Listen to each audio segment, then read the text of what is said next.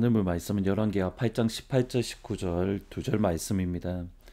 그가 이스라엘 왕들의 길을 가서 아합의 집과 같이 하였으니 이는 아합의 딸이 그의 아내가 되었음이라.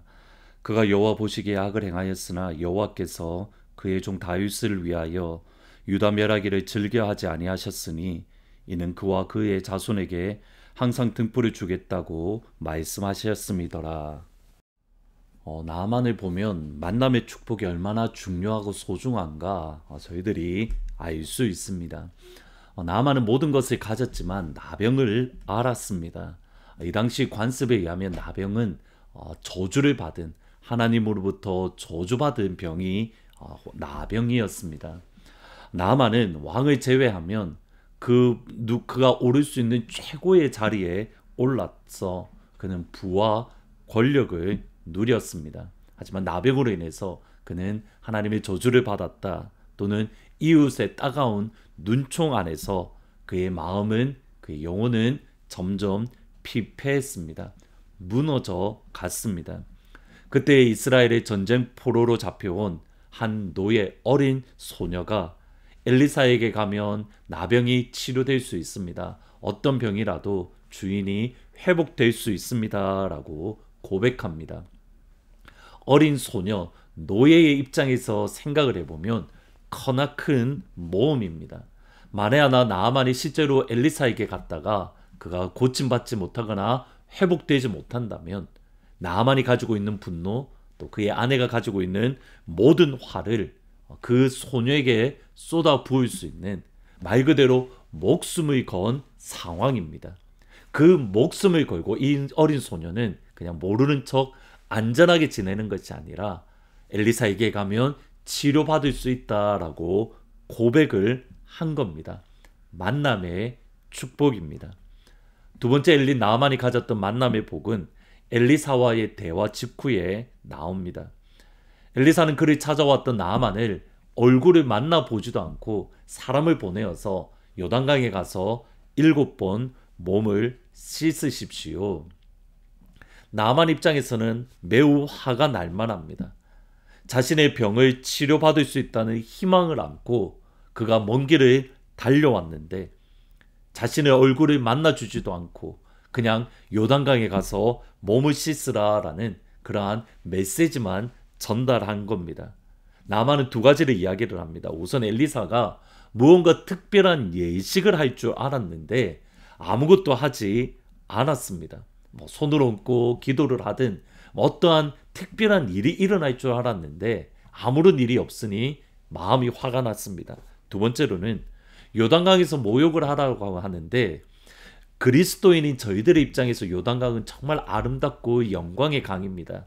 물론 저도 가보지는 않았지만 그러나 요단강을 실제로 보면 그냥 조그마한 강입니다.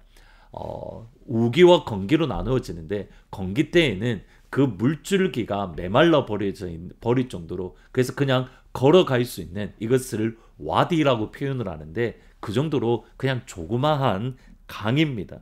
근데 그것보다 더 아름다운 강이 아람에 있는데 왜 저런 조그마한 강, 볼품없는 강에 가서 씻으라고 하는가? 그가 분노와 실망과 화가 일어난 상황에서 그는 집으로 돌아가려 합니다. 이때에 그와 함께 갔던 신하들, 정확하게는 그와 함께 갔던 종들이 이렇게 말을 합니다. 열왕기하 5장 13절 14절에 보시면 그의 종들이 나와서 말하여 이르되 내 아버지여, 선지자가 당신에게 큰 일을 행하라 말하였더라면 행하지 아니하겠습니까? 하물며 당신에게 이르기를 씻어 깨끗하게 하라 하밀이까 하니 나아만이 이에 내려가서 하나님의 사람의 말대로 요단강에 7번 모를 담그는 장군이 그의 살이 어린아이 살같이 회복되어 깨끗하게 되었더라.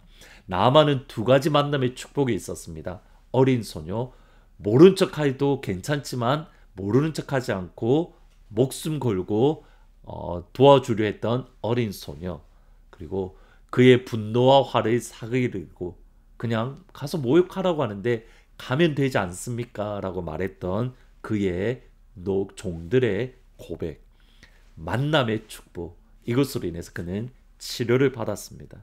나만이 생각하면 참 복받았다. 이런 측면에서 어떠한 복을 받았는가라는 것을 생각해 봅니다.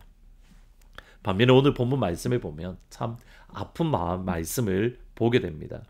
여호사밧 왕은 유다의 선한 왕으로 하나님의 전심으로 찾았던 왕입니다. 하나님의 사랑이 있고 특별히 찬양으로서 찬양 드리는 가운데에 그들을 공격하는 외국의 적군들을 모두 물리치는 찬양의 능력을 경험했던 하나님의 사람입니다. 근데 그가 했던 가장 큰 실수 중에 하나는 아합이라는 북이스라엘의 악한 왕, 하나님을 떠나고 하나님을 배반하고 하나님을 완전히 하나님의 나라를 무너뜨리려는 아합과 협정을 맺었다라는 사실입니다. 국가 대 국가로서 협정을 맺는 것도 문제인데 더 심각한 것은 사돈지간으로 그 협정을 맺었다라는 겁니다. 여호사밧의 아들 여호람과 아합의 딸 아사랴가 결혼을 했습니다. 여기에 여호사밧 때는 그래도 괜찮았는데 그의 아들 때에 가서 문제가 생겼습니다.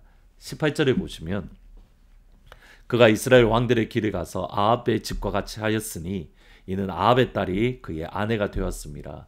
그가 여호와 보시기에 악을 행했다. 아합의 딸 또는 이세벨의 딸인 아사랴와 결혼했고 이 결혼으로 인해서 여호사밧 때는 괜찮았는데 그가 여호사밧이 죽고 난 이후에는 이스라엘 왕의 길을 걸어갑니다. 아합의 집처럼 행했습니다. 열왕기하 말씀에는 구체적으로 나오진 않는데 역대하에 보면 두 가지 구체적인 악을 행합니다. 첫 번째로는 그의 아우들을 모두 죽였습니다.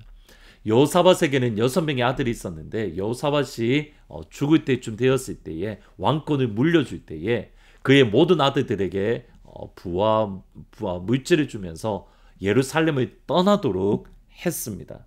지혜로운 방법이었습니다. 권력 다툼을 막기 위함입니다.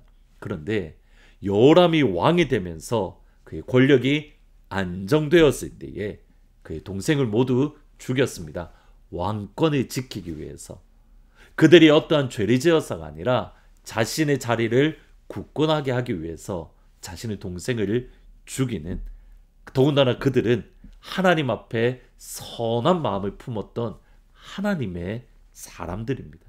역대하 21장 3절을 보시면 내 아비의 집에서 너보다 착한 아우들을 죽였다. 하나님 앞에서 선했던, 하나님을 향한 선한 마음을 품었던 동생들을 죽여게 되었던 겁니다. 두 번째로는 아합의 집처럼 우상을 섬겼습니다. 우상의 열심을 품는 순간 하나님의 나라를 향한 예배, 하나님을 향한 기도, 하나님을 향한 찬양이 한순간에 무너졌습니다. 유다 전체가 무너졌습니다. 성경은 그 이유를 이렇게 말합니다. 그의 아내 아합의 딸 또는 이세벨의 딸, 그의 아내 아사랴의 영향 때문이다. 한 사람의 영향으로 여호람은 하나님을 멀리했고 나아가서 유다라는 나라조차도 하나님 앞에 심판받을 만큼 하나님 보시기에 악을 행했습니다.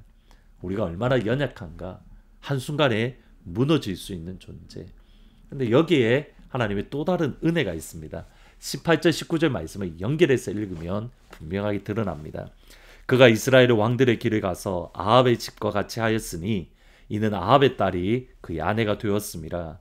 그가 여호와 보시기에 악을 행하였으나 여호와께서 그의 종 다윗을 위하여 유다 멸하기를 즐겨하지 아니하셨으니 이는 그와 그의 자손에게 항상 등불을 주겠다고 말씀하셨다. 항상 등불을 주겠다고 약속하셨다. 분명히 악을 행하고 하나님을 멀리하고 나라가 전체가 하나님을 떠나는, 예배가 무너지고 찬양이 무너지고 기도가 무너지는 그 시대 가운데에 분명히 하나님이 기뻐하지 않았습니다. 하나님이 분명히 그 마음에 힘겨 아파하셨고 하나님의 진노를 쏟아붓는 것이 마땅합니다. 그런데 하나님이 그렇게 하지 않습니다. 이유는 하나입니다. 다윗과 맺었던 약속 때문에, 항상 등불을 주겠다는 하나님의 약속 때문에 분명히 유다의 왕들이 악하지만 그들이 악을 행했음에도 불구하고 그들이 하나님의 심판에 내리지 않았던, 진멸하지 않았던 하나님의 이유는 유다의 의로움이 아니라 하나님의 약속에 대한 신실함, 하나님의 변함없으심, 하나님의 선하심, 하나님의 진실하심, 이것이 바로 은혜입니다. 바울이 말했던 나의 나된 것은 오직 하나님의 은혜입니다. 내가 하나님 앞에 의로워서도 아니고, 내가 하나님 앞에 충성해서도 아니고, 내가 충성되이 여겨주시는 그 하나님, 모든 것이 은혜인 겁니다.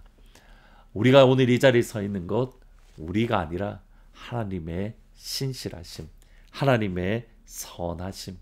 우리가 아침에 일어나서 예배를 드리고 하늘 물론으로 하루를 시작하고 코와 성경 읽기를 할 수 있는 이유, 하나님의 신실하심, 우리에게 있는 것이 아닌 아버지의 선하심입니다. 우리의 의로움이 아니라 하나님의 신실하심을 믿고 하나님의 신실하심 안에 소망을 품고 오늘 하루 믿음으로 살아가는 귀한 주의 성도님들이 다 되시기를, 그 하나님의 신실하심을 찬양하며 하나님의 진실하심을 노래할 수 있는 그런 귀한 오늘 하루가 될 수 있기를, 감격 안에 살아갈 수 있기를 주님의 이름으로 축복합니다. 기도하십니다. 하나님, 나는 연약합니다. 분명히 나는 부족합니다. 오늘 하루도 넘어집니다. 그러나 신실하신 하나님 때문에 오늘 하루 또다시 일어납니다. 오늘 하루 또다시 예배의 자리로 나아갑니다. 오늘 하루 또다시 찬양의 자리에 섭니다. 하나님, 그 하나님의 신실하심을 의지하고 하나님의 신실하심을 붙들 수 있는, 그래서 그 감격 안에 거하는 그런 귀한 오늘 하루가 될 수 있도록 내 안에 있는 의로움이 아니라 하나님의 의로우심, 하나님의 진실하심 때문에 오늘 하루 내가 설 수 있음을 저희들이 다시 한번 깊이 경험하는 귀한 하루가 될 수 있도록 축복하여 주옵소서. 예수님의 이름으로 기도합니다. 아멘. 하나님의 신실하심입니다. 하나님의 진실하심입니다. 하나님의 선하심입니다.